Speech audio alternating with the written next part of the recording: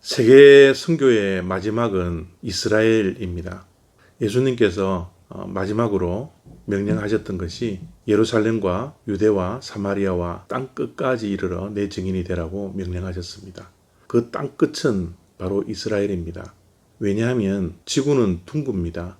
그래서 시작한 곳에서 어디로든지 출발해서 마지막에 도달하는 것은 시작했던 곳이 되는 겁니다. 그래서 땅끝이라는 것은 바로 이스라엘을 나타내고 있습니다. 요즘 메시아닉 유대인에 대한 관심이 많아지고 있습니다. 메시아닉 유대인이라는 것은 뭐냐면 유대인들이 예수님을 메시아로 믿고 받아들이는 것이죠. 그런 사람들이 이제 많이 생겨나고 있다고 합니다. 물론 그 신학적인 문제는 조금 내포되어져 있긴 합니다만은 유대인들이 예수님을 구세주로 메시아로 믿는다라는 것이 우리에게는 아주 좋은 청신호지 않나 그렇게 생각을 합니다. 로마서 11장 17절 말씀입니다. 또한 가지 얼마가 꺾이었는데 돌 감람나무인 내가 그들 중에 젖붙임이 되어 참 감람나무 뿌리의 진액을 함께 받는 자가 되었은즉. 여기에서 돌 감람나무는 우리 이방인들을 뜻하고요.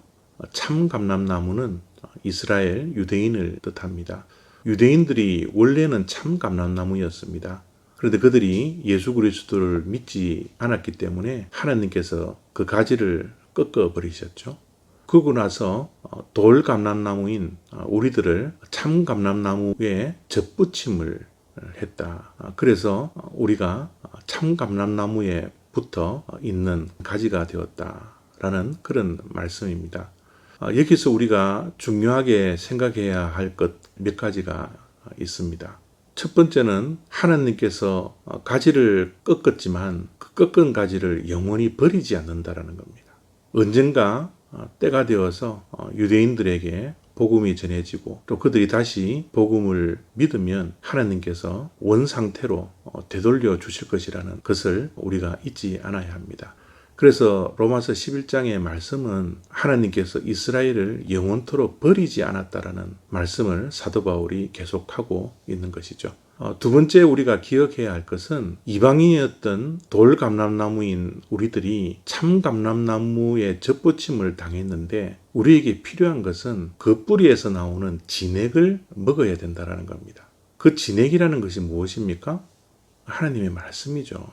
결국 이스라엘 백성들의 가지가 꺾일 수밖에 없었던 것은 하나님의 말씀을 온전히 지키지 못했기 때문에 그 말씀을 지키지 못하고 하나님께서 메시아로 보내준 예수 그리스도를 믿지 못했기 때문에 그들의 가지는 꺾였다라는 겁니다. 그래서 우리 또한 진액인 하나님의 말씀을 계속 먹어야 합니다. 그 진액을 먹지 아니하면 우리도 참 감람나무가 꺾였던 것처럼 돌 감람나무의 가지를 하나님께서 꺾어버리는 것은 그것은 아무것도 아닙니다. 그래서 우리들에게 필요한 것이 뭐예요? 겸손함입니다. 이스라엘 백성들이 교만하여 하나님의 말씀을 지키고 또 믿지 않았던 것은 그들의 혈통만을 자랑하고 또 그들의 이름으로 인해서 구원을 받는다라는 그 교만이 있었기 때문에 그렇습니다. 하나님은 온 인류의 하나님인데 이스라엘 그 민족의 하나님으로 하나님을 국한해 버렸습니다. 그래서 그들이 가지고 있는 이 사명, 그들을 통하여서 이방 나라가 하나님께 돌아오는 그 사명을 그들은 감당하지 못했습니다. 그들만 구원받는 것을 좋아했고 그들에게만이 구원이 있다라고 믿는 그 거짓 믿음에 그들은 교만에 빠져버렸던 것이죠. 오늘날 우리들에게도 마찬가지입니다. 하나님은 믿는 우리들의 하나님일 뿐만 아니라 이 세상에 있는 모든 인류의 하나님이십니다. 그래서 우리들의 사명은 온 인류에게 복음을 전하는 것입니다. 그들이 복음을 받아들이고 그들 또한 젖붙임 당하는 돌 감람나무가 될 수 있도록 우리는 끊임없이 복음을 전해야 하는 것입니다. 그것이 우리의 사명입니다. 우리가 복음을 전하는 것도 사명이지만 또 한 가지 더 사명이 있는 것은 이 복음이 이스라엘에게까지 전해질 수 있도록 유대인들이 예수 그리스도를 받아들이고 믿을 수 있도록 땅 끝까지 이르러 우리가 하나님의 증인이 되는 것. 이것이 우리들이 가지고 있는 사명입니다. 이 사명을 감당하기 위해서 우리가 기도해야 합니다. 복음이 유대인들에게도 증거될 수 있도록 우리가 끊임없이 하나님 앞에 무릎 꿇고 기도를 해야 합니다. 오늘도 이 사명 앞에 우리가 무릎 꿇고 하나님께 기도함으로 우리가 겸손하게 말씀 앞에서 날마다 설 수 있고 또 유대인들에게도 복음이 증거될 수 있도록 우리가 기도할 수 있는 그런 복된 하루 되시기를 바랍니다. 감사합니다.